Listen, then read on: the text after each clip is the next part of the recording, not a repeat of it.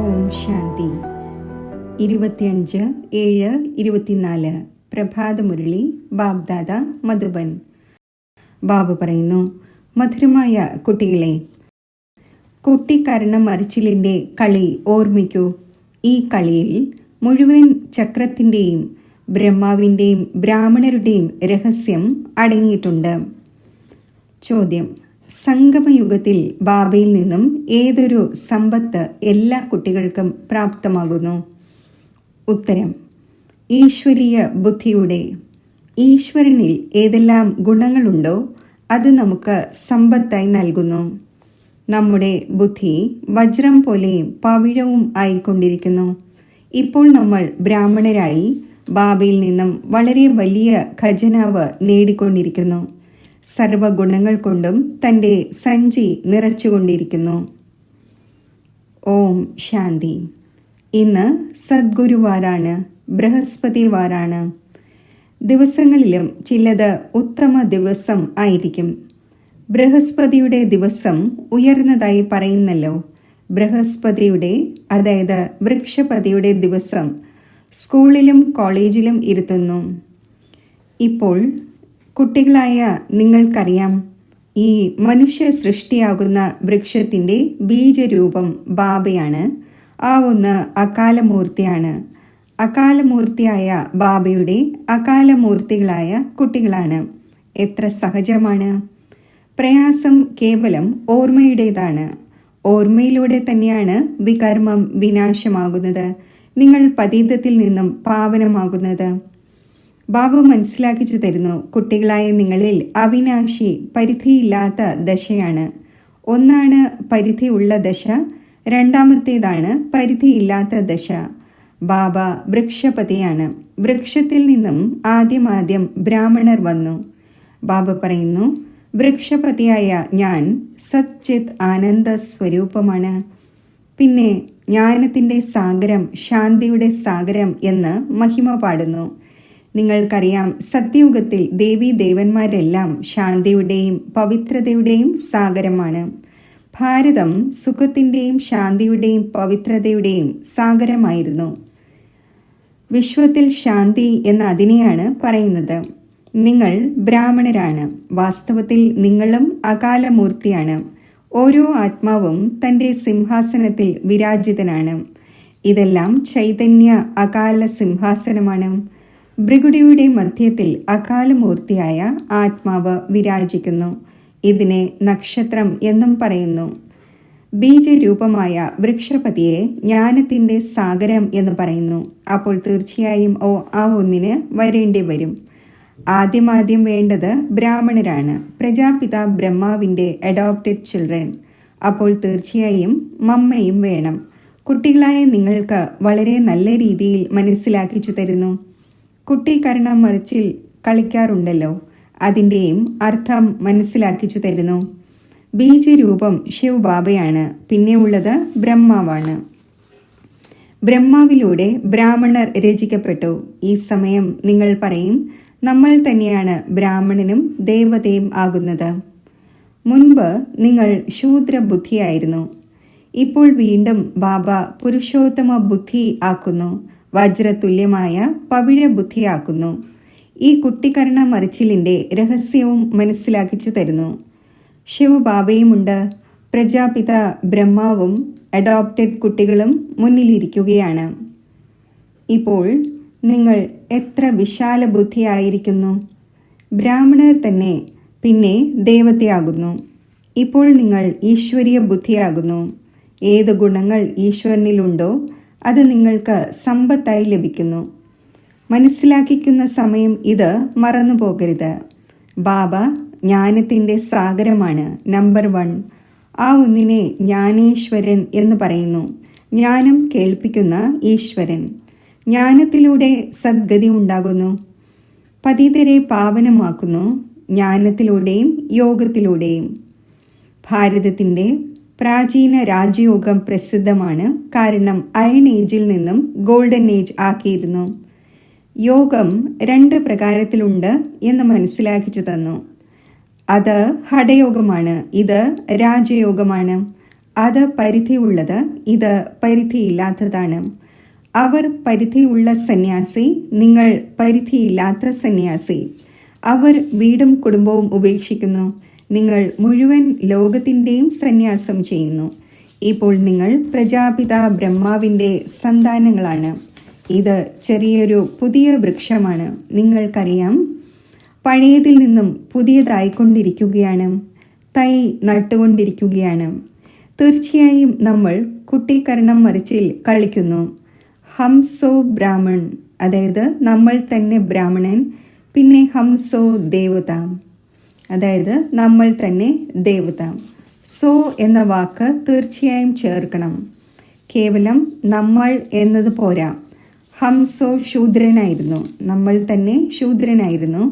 ഹംസോ ബ്രാഹ്മൺ, നമ്മൾ തന്നെ ബ്രാഹ്മണരായി. ഈ കുട്ടിക്കരണം മറിച്ചിൽ തീർത്തും മറന്നു പോകാൻ പാടില്ല. ഇത് തികച്ചും സഹജമാണ്. ചെറിയ ചെറിയ കുട്ടികൾക്ക് പോലും മനസ്സിലാക്കിച്ചു കൊടുക്കാൻ സാധിക്കും. നമ്മൾ 84 ജന്മങ്ങൾ എങ്ങനെ എടുക്കുന്നു, പടികൾ എങ്ങനെ ഇറങ്ങി, പിന്നെ ബ്രാഹ്മണനായി കയറുന്നു, ബ്രാഹ്മണനിൽ നിന്നും ദേവതയാകുന്നു. ഇപ്പോൾ ബ്രാഹ്മണനായി വളരെ വലിയ ഖജനാവ് നേടിക്കൊണ്ടിരിക്കുകയാണ്. സഞ്ചി നിറച്ചുകൊണ്ടിരിക്കുകയാണ്. ശങ്കറിനെ ജ്ഞാനസാഗരം എന്ന് പറയുന്നില്ല. ശങ്കർ സഞ്ചി നിറയ്ക്കുന്നില്ല. ഇത് ചിത്രകാരന്മാർ ഉണ്ടാക്കിയതാണ്. ശങ്കറിൻ്റെ കാര്യമേ അല്ല. ഈ വിഷ്ണുവും ബ്രഹ്മാവും ഇവിടെയുള്ളവരാണ്. ലക്ഷ്മി നാരായണൻ്റെ യുഗൾ രൂപം മുകളിൽ കാണിച്ചിരിക്കുന്നു. ഇത് ഇദ്ദേഹത്തിൻ്റെ അഥവാ ബ്രഹ്മാവിൻ്റെ അന്തിമ ജന്മമാണ്. ആദ്യം ഇത് വിഷ്ണു ആയിരുന്നു. പിന്നെ 84 ജന്മങ്ങൾക്ക് ശേഷം ഈ ബ്രഹ്മാവായി. ഇദ്ദേഹത്തിന് ബ്രഹ്മാവ് എന്ന നാമം ഞാൻ വച്ചിരിക്കുകയാണ്. സർവരുടെയും നാമം മാറ്റി. കാരണം സന്യാസം ചെയ്തിരിക്കുകയാണല്ലോ. ശൂദ്രനിൽ നിന്നും ബ്രാഹ്മണനായി. അപ്പോൾ പേര് മാറുന്നു. ബാബ വളരെ രമണീയമായ പേര് വച്ചിരിക്കുകയാണ്. ഇപ്പോൾ നിങ്ങൾ മനസ്സിലാക്കുന്നുണ്ട്, കാണുന്നുമുണ്ട്. വൃക്ഷപതി ഈ രഥത്തിൽ ഇരിക്കുകയാണ്. ഇത് ആ ഒന്നിൻ്റെ അകാല സിംഹാസനമാണ്. ഇദ്ദേഹത്തിൻ്റേതുമാണ്. ഈ സിംഹാസനം ആ ഒന്ന് ലോണായി എടുക്കുന്നു. ആ ഒന്നിന് തൻ്റേതായ സിംഹാസനം ലഭിക്കുന്നില്ല. പറയുന്നു, ഞാൻ ഈ രഥത്തിൽ വിരാജിതനാകുന്നു, തിരിച്ചറിവ് നൽകുന്നു. ഞാൻ നിങ്ങളുടെ പിതാവാകുന്നു. കേവലം ജനന മരണത്തിൽ വരുന്നില്ല, നിങ്ങൾ വരുന്നു. അഥവാ ഞാനും വരികയാണെങ്കിൽ നിങ്ങളെ തമോ പ്രധാനത്തിൽ നിന്നും സദോ പ്രധാനം ആര് ആക്കുവാനാണ്? ആക്കുന്നവൻ വേണമല്ലോ. അതിനാൽ തന്നെയാണ് എൻ്റെ ഇപ്രകാരമുള്ള പാർട്ടുള്ളത്. എന്നെ വിളിക്കുന്നുമുണ്ട്, ഹേ പതീത പാവന വരൂ എന്ന്. നിരാകാരനായ ശിവബാബയെ ആത്മാക്കൾ വിളിക്കുന്നു. കാരണം ആത്മാക്കൾക്ക് ദുഃഖമുണ്ട്. ഭാരതവാസികളായ ആത്മാക്കൾ വിശേഷിച്ച് വിളിക്കുന്നു, വന്ന് പതീതരെ പാവനമാക്കൂ. സത്യയുഗത്തിൽ നിങ്ങൾ വളരെയധികം പവിത്രവും സുഖിയുമായിരുന്നു. ഒരിക്കലും വിളിക്കുമായിരുന്നില്ല. അപ്പോൾ ബാബ സ്വയം പറയുന്നു, നിങ്ങളെ സുഖം അനുഭവിക്കുന്നവർ ആക്കിയ ശേഷം ഞാൻ വാനപ്രസ്ഥത്തിൽ ഇരിക്കുന്നു. അവിടെ എൻ്റെ ആവശ്യമേ ഇല്ല. ഭക്തിമാർഗത്തിലാണ് എൻ്റെ പാർട്ടുള്ളത്. പിന്നെ എൻ്റെ പാർട്ട് പകുതി കൽപ്പത്തേക്കുള്ള ഇല്ല. ഇതാണെങ്കിൽ തികച്ചും സഹജമാണ്. ഇതിൽ ആരുടെയും ചോദ്യം ഉയരുക സാധ്യമല്ല. ദുഃഖത്തിൽ എല്ലാവരും സ്മരിക്കും എന്ന് പാടപ്പെട്ടിട്ടുമുണ്ട്. സത്യത്രേതായുഗത്തിൽ ഭക്തിമാർഗം ഉണ്ടായിരിക്കുന്നതേയില്ല. ജ്ഞാനമാർഗം എന്നും പറയില്ല. ജ്ഞാനം ലഭിക്കുന്നത് തന്നെ സംഗമത്തിലാണ്. അതിലൂടെ നിങ്ങൾ 21 ജന്മം പ്രാപ്തി നേടുന്നു. നമ്പർ വൈസായി പാസ്സാകുന്നു, ഫെയിലുമാകുന്നു. നിങ്ങളുടെ ഈ യുദ്ധം നടന്നുകൊണ്ടിരിക്കുന്നു. നിങ്ങൾ കാണുന്നുണ്ട്, ഏത് രഥത്തിൽ ബാബ വിരാജിക്കുന്നുവോ ആ ഒന്ന് ജയം നേടുന്നു. പിന്നെ അനന്യരായ കുട്ടികളും ജയം നേടുന്നു. ഏതുപോലെ കുമാരക ദാദി പ്രകാശ് മണിയുണ്ട്, ഇന്നയാളുണ്ട്, തീർച്ചയായും ജയം നേടും. വളരെ പേരെ തനിക്ക് സമാനമാക്കുന്നു. അപ്പോൾ കുട്ടികൾ ഇത് ബുദ്ധിയിൽ വയ്ക്കണം. ഇത് കുട്ടിക്കരണം മറിച്ചിലാണ്. ചെറിയ കുട്ടികൾക്കും ഇത് മനസ്സിലാക്കാൻ സാധിക്കും. അതിനാൽ ബാബ പറയുന്നു, കുട്ടികളെയും പഠിപ്പിക്കൂ. അവർക്കും ബാബയിൽ നിന്നും സമ്പത്ത് നേടുന്നതിൻ്റെ അവകാശമുണ്ട്. അധികം കാര്യങ്ങളില്ല, അല്പമെങ്കിലും ഈ ജ്ഞാനം അറിയുന്നതിലൂടെ ജ്ഞാനത്തിൻ്റെ വിനാശം ഉണ്ടാകുന്നില്ല. സ്വർഗത്തിൽ തീർച്ചയായും വരും. ഇതുപോലെ ക്രൈസ്റ്റിന് സ്ഥാപിതമായ ക്രിസ്ത്യൻ ധർമ്മം എത്ര വലുതാണ്! ഈ ദേവതയാണെങ്കിൽ ഏറ്റവും ആദ്യത്തേതും വലുതുമായ ധർമ്മമാണ്. അത് 2 യുഗം നടക്കുന്നു. അപ്പോൾ തീർച്ചയായും അതിൻ്റെ സംഖ്യയും വലുതായിരിക്കേണ്ടതാണ്. എന്നാൽ ഹിന്ദു എന്ന് പറഞ്ഞിരിക്കുകയാണ്. 33 കോടി ദേവതമാർ എന്ന് പറയുകയും ചെയ്യുന്നു. പിന്നെ ഹിന്ദു എന്നെന്തുകൊണ്ട് പറയുന്നു? മായ ബുദ്ധിയെ പൂർണ്ണമായും ഹത്യ ചെയ്തു, ഇല്ലാതാക്കി. അപ്പോൾ ഈ അവസ്ഥ ഉണ്ടായി. ബാബ പറയുന്നു, മായയെ ജയിക്കുന്നത് കഠിനമായ കാര്യമൊന്നുമല്ല. നിങ്ങൾ ഓരോ കൽപ്പത്തിലും ജയം നേടുന്നു. സൈന്യമാണല്ലോ. ബാബയെ ലഭിച്ചിരിക്കുകയാണ് ഈ വികാരങ്ങളാകുന്ന രാവണന്റെ മേൽ ജയം നേടിത്തരുന്നതിന് വേണ്ടി. നിങ്ങളിൽ ഇപ്പോൾ ബൃഹസ്പതിയുടെ ദശയാണ്. ഭാരതത്തിന്മേൽ തന്നെയാണ് ദശ വരുന്നത്. ഇപ്പോൾ എല്ലാവരിലും രാഹുവിൻ്റെ ദശയാണ്.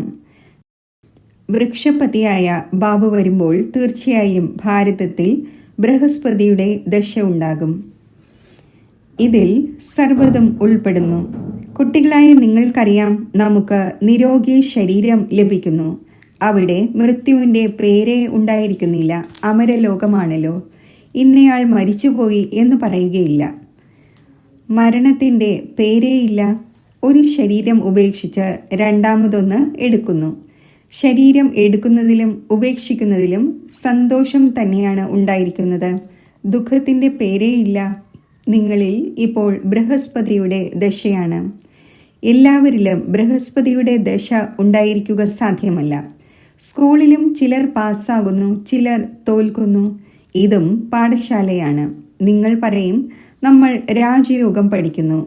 പഠിപ്പിക്കുന്നവൻ ആരാണ്? പരിധിയില്ലാത്ത ബാബ. അപ്പോൾ എത്ര സന്തോഷം ഉണ്ടായിരിക്കേണ്ടതാണ്. ഇതിൽ വേറെ കാര്യമൊന്നുമില്ല. പവിത്രതയുടേത് തന്നെയാണ് മുഖ്യമായ കാര്യം. ഇങ്ങനെ എഴുതപ്പെട്ടിട്ടുണ്ട്, ഹേ കുട്ടികളെ, ദേഹസഹിതം ദേഹത്തിൻ്റെ സർവസംബന്ധവും ഉപേക്ഷിച്ച് എന്നെ മാത്രം ഓർമ്മിക്കൂ. ഇത് ഗീതയിലെ വാക്കുകളാണ്. ഈ ഗീത എപ്പിസോഡ് നടന്നുകൊണ്ടിരിക്കുകയാണ്. അതിലും മനുഷ്യർ ആശയക്കുഴപ്പങ്ങൾ ഉണ്ടാക്കി. മാവിൽ ഉപ്പുപോലെ അല്പമുണ്ട്. കാര്യം എത്ര സഹജമാണ്. അത് ഒരു കുട്ടിക്ക് പോലും മനസ്സിലാകുന്നതാണ്. എന്നിട്ടും മറക്കുന്നത് എന്തുകൊണ്ട്? ഭക്തി മാർഗത്തിലും ഇങ്ങനെ പറയുമായിരുന്നു, ബാബ അങ്ങ് വരികയാണെങ്കിൽ നമ്മൾ അങ്ങയുടേത് തന്നെയാകും. രണ്ടാമതാരുമില്ല. നമ്മൾ അങ്ങയുടേതായി അങ്ങയിൽ നിന്നും പൂർണ്ണ സമ്പത്ത് നേടും. ബാബയുടേതാകുന്നത് തന്നെ സമ്പത്ത് നേടുന്നതിനാണ്. അഡോപ്റ്റഡ് ആകുന്നു. ബാബയിൽ നിന്നും നമുക്ക് എന്താണ് ലഭിക്കുന്നത് എന്നതറിയുന്നു. നിങ്ങളും അഡോപ്റ്റഡ് ആയിരിക്കുകയാണ്. ഇതറിയുന്നുണ്ട്. നമ്മൾ പിതാവിൽ നിന്നും പരിധിയില്ലാത്ത ചക്രവർത്തി പദവും പരിധിയില്ലാത്ത സമ്പത്തും നേടും. മറ്റാരിലും മമത്വം വയ്ക്കുകയില്ല. ഒരാൾക്ക് ലൗകിക പിതാവും ഉണ്ടെന്നിരിക്കട്ടെ. ആ ആളുടെ അടുക്കൽ എന്തുണ്ടായിരിക്കും? ഒരുപക്ഷെ ലക്ഷമോ 1.5 ലക്ഷമോ ഉണ്ടായിരിക്കും. ഈ പരിധിയില്ലാത്ത പിതാവ് നിങ്ങൾക്ക് പരിധിയില്ലാത്ത സമ്പത്താണ് നൽകുന്നത്. കുട്ടികളായ നിങ്ങൾ പകുതി കൽപ്പം അസത്യമായ കഥകൾ കേട്ടുവന്നു. ഇപ്പോൾ സത്യമായ കഥ ബാബയിൽ നിന്നും കേൾക്കുന്നു. അപ്പോൾ ഇങ്ങനെയുള്ള ബാബയെ ഓർമ്മിക്കേണ്ടതാണ്. ശ്രദ്ധാപൂർവം കേൾക്കേണ്ടതാണ്. ഹംസോ എന്നതിൻ്റെ അർത്ഥവും മനസ്സിലാക്കിച്ചു കൊടുക്കണം. അവർ ആത്മാ സോ പരമാത്മാ, അതായത് ആത്മാവ് തന്നെയാണ് പരമാത്മാവ് എന്ന് പറയുന്നു. ഈ 84 ജന്മങ്ങളുടെ കഥ ആർക്കും പറഞ്ഞു തരാൻ സാധിക്കില്ല. ബാബയെക്കുറിച്ച് പട്ടിയിലും പൂച്ചയിലും എല്ലാത്തിലുമുണ്ട് എന്ന് പറയുന്നു. ബാബയുടെ ഗ്ലാനി ചെയ്യുന്നുവല്ലോ. ഇതും ഡ്രാമയിൽ അടങ്ങിയതാണ്. ആരിലും കുറ്റം ചുമത്തുന്നില്ല. ഡ്രാമ തന്നെ ഇങ്ങനെ ഉണ്ടാക്കപ്പെട്ടതാണ്. നിങ്ങളെ ആരാണോ ജ്ഞാനത്തിലൂടെ ദേവതയാക്കുന്നത്, ആ ഒന്നിനെ പിന്നെ നിങ്ങൾ അധിക്ഷേപിക്കാൻ തുടങ്ങുന്നു. നിങ്ങൾ ഇങ്ങനെ കുട്ടിക്കരണം മറിച്ചിൽ കളിക്കുന്നു. ഇതും ഡ്രാമയിൽ ഉണ്ടാക്കപ്പെട്ടതാണ്. ഞാൻ പിന്നെ വന്ന് നിങ്ങളിലും ഉപകാരം ചെയ്യുന്നു. നിങ്ങളുടെയും ദോഷമല്ല, ഇത് കളിയാണ് എന്നറിയുന്നു. കഥ നിങ്ങൾക്ക് മനസ്സിലാക്കിച്ചു തരുന്നു. ഇതാണ് സത്യം സത്യമായ കഥ. അതിലൂടെ നിങ്ങൾ ദേവതയാകുന്നു. ഭക്തിമാർഗത്തിൽ പിന്നെ അനേകം കഥകൾ ഉണ്ടാക്കിയിരിക്കുകയാണ്. എയിം ഓബ്ജക്റ്റ് ഒന്നും തന്നെയില്ല. അവയെല്ലാം വീഴ്ത്തുന്നതിന് വേണ്ടിയാണ്. ആ പാഠശാലയിൽ വിദ്യ പഠിപ്പിക്കുന്നു എങ്കിലും ശരീര നിർവഹണാർത്ഥമുള്ള എയിമാണ്. പണ്ഡിതർ തങ്ങളുടെ ശരീര നിർവഹണാർത്ഥത്തിനു വേണ്ടിയിരുന്ന് കഥ കേൾപ്പിക്കുന്നു. ലോകർ അവരുടെ മുന്നിൽ പൈസ വയ്ക്കുന്നു. പ്രാപ്തി ഒന്നും തന്നെയില്ല. നിങ്ങൾക്കും ഇപ്പോൾ ജ്ഞാനരത്നങ്ങൾ ലഭിക്കുന്നു. അതിലൂടെ നിങ്ങൾ പുതിയ ലോകത്തിൻ്റെ അധികാരിയാകുന്നു. അവിടെ ഓരോ വസ്തുവും പുതിയത് ലഭിക്കും. പുതിയ ലോകത്തിൽ സർവ്വതും പുതിയതുണ്ടായിരിക്കും. വജ്രവൈഢൂര്യങ്ങളെല്ലാം പുതിയതായിരിക്കും. ഇപ്പോൾ ബാബ പറയുന്നു, മറ്റെല്ലാ കാര്യങ്ങളും നിങ്ങൾ ഉപേക്ഷിച്ച് കുട്ടിക്കർണം മറിച്ചിൽ ഓർമ്മിക്കൂ. ഭിക്ഷുക്കളും കുട്ടിക്കർണം മറിച്ചിൽ കളിക്കുന്നതിനായി തീർത്ഥസ്ഥാനങ്ങളിൽ പോകുന്നു. ചിലർ കാൽനടയായും പോകുന്നു. ഇപ്പോഴാണെങ്കിൽ വാഹനങ്ങളും എയ്റോപ്ലെയിനും ഇറങ്ങിയിരിക്കുകയാണ്. ദരിദ്രർക്ക് അതിൽ പോകാൻ സാധിക്കില്ല. ചിലർ വളരെയധികം വിശ്വാസമുള്ളവരാണ്. അപ്പോൾ കാൽനടയായും പോകുന്നു. ദിനം പ്രതിദിനം സയൻസിൻ്റെ വളരെയധികം സുഖം ലഭിച്ചുകൊണ്ടിരിക്കുന്നു. ഇത് അല്പകാലത്തെ സുഖമാണ്. വീഴുകയാണെങ്കിൽ എത്ര നഷ്ടമുണ്ടാകുന്നു. ഈ വസ്തുക്കളിൽ അല്പകാലത്തേക്കുള്ള സുഖമാണ്. ബാക്കി അന്തിമമായി മൃത്യു നിറഞ്ഞിരിക്കുകയാണ്. അത് സയൻസാണ്. നിങ്ങളുടേത് സൈലൻസാണ്. ബാബയെ ഓർമ്മിക്കുന്നതിലൂടെ എല്ലാ രോഗവും ഇല്ലാതാകുന്നു. നിരോഗിയായി മാറുന്നു. ഇപ്പോൾ നിങ്ങൾ മനസ്സിലാക്കുന്നുണ്ട്, സത്യയുഗത്തിൽ എവർ ഹെൽത്തി ആയിരുന്നു. ഈ 84ൻ്റെ ചക്രം തിരിഞ്ഞുകൊണ്ടേയിരിക്കുന്നു. ബാബ ഒരേ ഒരു തവണ വന്ന് മനസ്സിലാക്കിച്ചു തരുന്നു. നിങ്ങൾ എൻ്റെ ഗ്ലാനി ചെയ്തു. സ്വയം തന്നെ ചമ്മട്ടി കൊണ്ടടിച്ചു. ഗ്ലാനി ചെയ്ത് ചെയ്ത് നിങ്ങൾ ശൂദ്രബുദ്ധി ആയിരിക്കുകയാണ്. സിഖുകാരും പറയുന്നു, പ്രഭുവിനെ ജപിക്കൂ, അപ്പോൾ സുഖം ലഭിക്കും. അതിനർത്ഥം മന്മനാഭവ. വാക്കുകൾ തന്നെ രണ്ടാണുള്ളത്. ബാക്കി അധികം തലയിട്ടടിക്കേണ്ട ആവശ്യമേയില്ല. ഇതും ബാബ വന്ന് മനസ്സിലാക്കിച്ചു തരുന്നു. ഇപ്പോൾ നിങ്ങൾ മനസ്സിലാക്കുന്നുണ്ട്, പ്രഭുവിനെ ഓർമ്മിക്കുന്നതിലൂടെ നിങ്ങൾക്ക് 21 ജന്മത്തേക്ക് സുഖം ലഭിക്കുന്നു. അവരും അതിനുള്ള വഴി പറഞ്ഞു തരുന്നു. പക്ഷേ പൂർണ്ണമായ വഴി അറിയുന്നതേയില്ല. സ്മരിച്ച് സ്മരിച്ച് സുഖം നേടൂ. കുട്ടികളായി നിങ്ങൾക്കറിയാം, തീർച്ചയായും സത്യയുഗത്തിൽ രോഗത്തിൻ്റെയോ മറ്റോ ദുഃഖത്തിൻ്റെയോ ഒരു കാര്യമേ ഉണ്ടായിരിക്കില്ല. ഇത് കോമൺ കാര്യമാണ്. അതിനെ സത്യയുഗം ഗോൾഡൻ ഏജ് എന്ന് പറയുന്നു. ഇതിനെ കലിയുഗം അയൺ ഏജ് എന്ന് പറയുന്നു. സൃഷ്ടിയുടെ ചക്രം തിരിഞ്ഞുകൊണ്ടേയിരിക്കുന്നു. മനസ്സിലാക്കിച്ചു കൊടുക്കുന്നത് എത്ര നല്ലതാണ്. കുട്ടിക്കർണം മറിച്ചിലാണ്. ഇപ്പോൾ നിങ്ങൾ ബ്രാഹ്മണരാണ്, പിന്നെ ദേവതയാകും. ഈ കാര്യങ്ങൾ നിങ്ങൾ മറന്നു പോകുന്നു. കുട്ടിക്കർണം മറിച്ചിൽ ഓർമ്മയുണ്ടെങ്കിൽ ഈ മുഴുവൻ ജ്ഞാനവും ഓർമ്മയുണ്ടായിരിക്കും.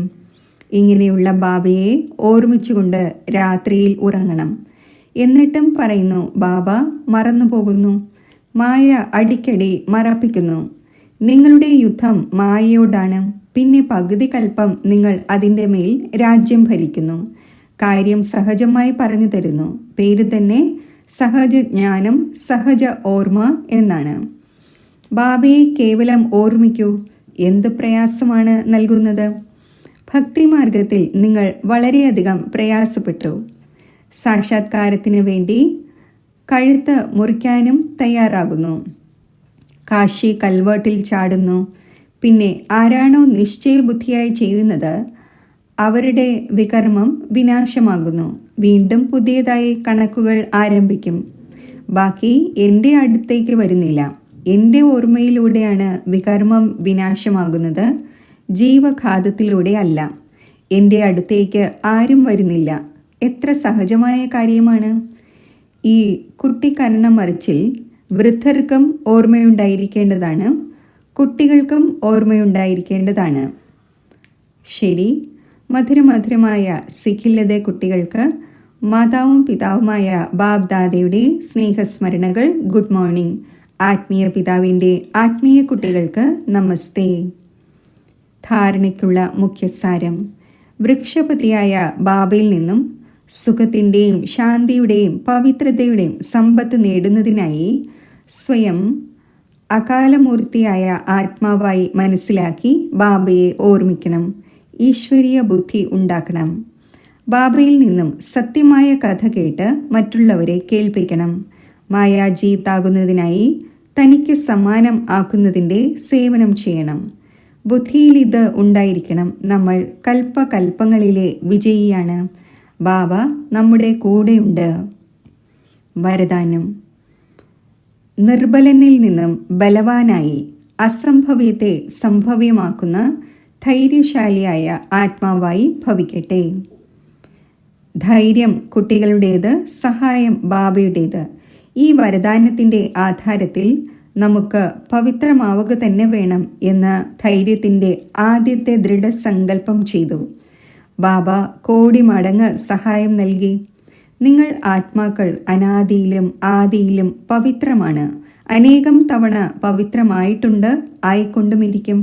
അനേകം തവണ എന്ന സ്മൃതിയിലൂടെ സമർത്ഥമായി മാറി.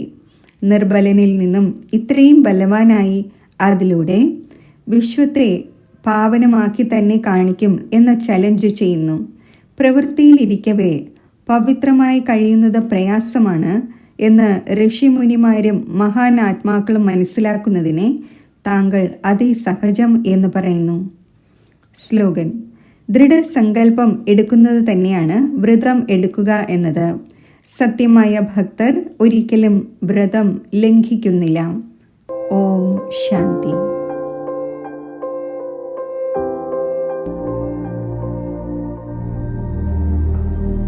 മെഡിറ്റേഷൻ.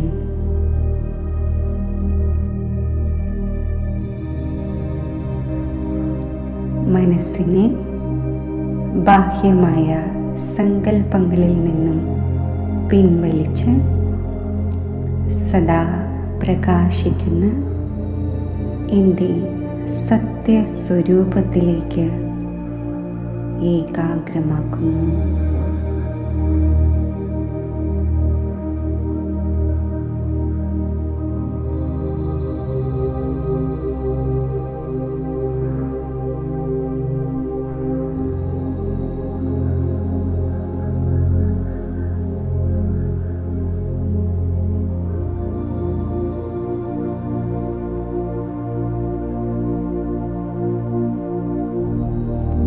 പുരികമധ്യത്തിൽ നക്ഷത്ര സമാനം പ്രകാശിക്കുന്ന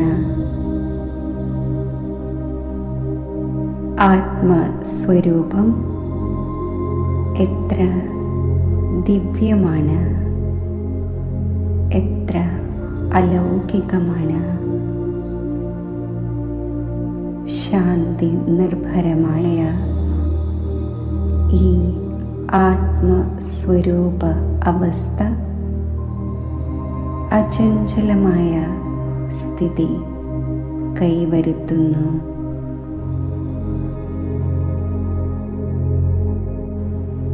ഈ ആത്മസ്വരൂപ അവസ്ഥയിൽ സ്ഥിതി ചെയ്യുമ്പോൾ ശിവബാബയുടെ സ്നേഹഭരിതമായ ഓർമ്മ എന്നിൽ ഉദയം ചെയ്യുന്നു. ഈ സ്നേഹനിർഭരമായ ഓർമ്മ എൻ്റെ ബോധതലത്തെ ദൃശ്യ പ്രപഞ്ചത്തിൽ നിന്നും മാറ്റി പരമധാമത്തിൽ സ്ഥിതി ചെയ്യിക്കുന്നു.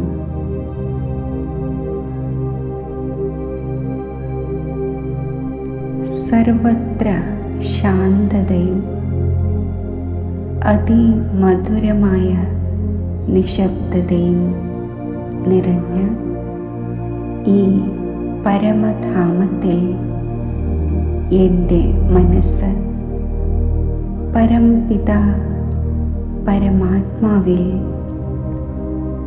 ധ്യാനനിരതമാകുന്നു.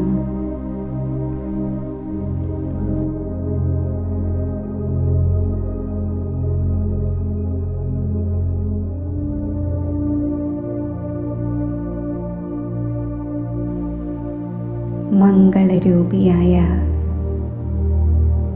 പരമാത്മാവിൻ്റെ സ്മൃതിയുടെ ആഴങ്ങളിലേക്ക് പോകുമ്പോൾ ഉള്ളിൽ അതിരില്ലാത്ത ആനന്ദം ഉദയം ചെയ്യുന്നു.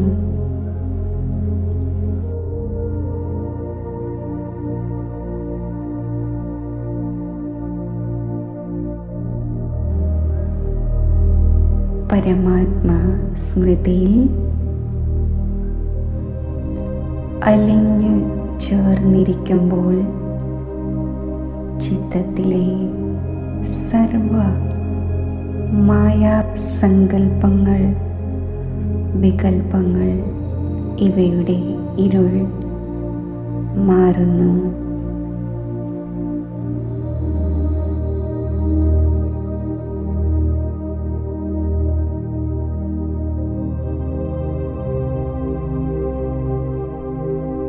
പൂർവജന്മ വികർമ്മങ്ങളും കർമ്മബന്ധനങ്ങളും ഇല്ലാതാകുന്നു.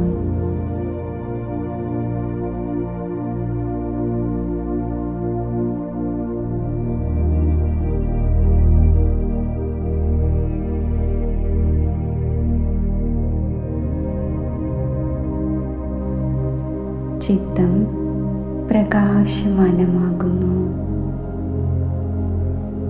എൻ്റെ അത്യന്തം നിർമ്മലമായ സ്വരൂപം ഉദയം ചെയ്യുന്നു.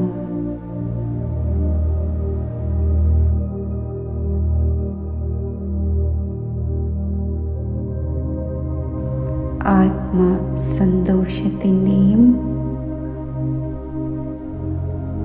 ആത്മസംതൃപ്തിയുടെയും ഈ അവസ്ഥ നിലനിർത്തി ഭ്രൂമധ്യത്തിൽ സ്ഥിതി ചെയ്യുന്നു.